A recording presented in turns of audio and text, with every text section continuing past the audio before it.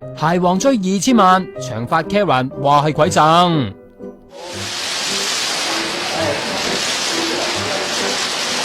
仲記唔記得佢呢？見到呢一粒4卡鑽戒閃到呢，就知佢唔少嘢啦。曾經係鞋王鄧劍群三奶嚟噶，仲唔記得？睇埋呢個記者會啦。事件發生到咁樣呢，係有好多人好唔抵得，好唔忿氣。係啦，佢就係 Karen 李之庭，當年不敵7年之癢，情傾黃長髮，可惜此情不再啦。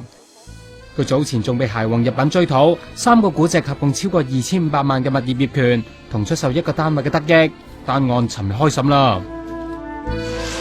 靚仔啊！佢同鞋王相差27年嘅忘年戀，由10年前講起，2個人識咗10日就有親密關係。2個月之後，鞋王就透過名下公司出糧俾佢，由最初3萬去到後期5萬，話就話係掛名經理啫，實情就係生活費，佢冇返過公司噶。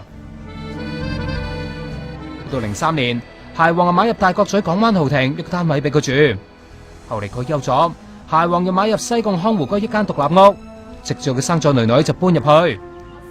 鞋王就再買咗紅磡一個單位，以及尖咀一個寫字樓，啲租金收入用嚟補助佢2母女生活費噶。除咗康湖居係2個人聯名，其他都用 Karen 嘅名。鞋王就話買樓啲錢全部都係佢嘅， Karen 只係以受託人身份持有。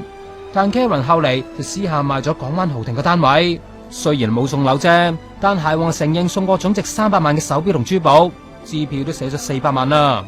按佢書面供詞，最初佢對呢一場忘年戀都有保留噶，好驚對方係為咗錢，加上 Karen 阿爸坐過監，兄弟又破產，佢就更加小心。而佢嘅代表律師尋日更加唔止一次形容 Karen 只係佢其中一個情婦啫。不過 Karen 就認為啲物業係饋贈嘅。聆訊今日繼續。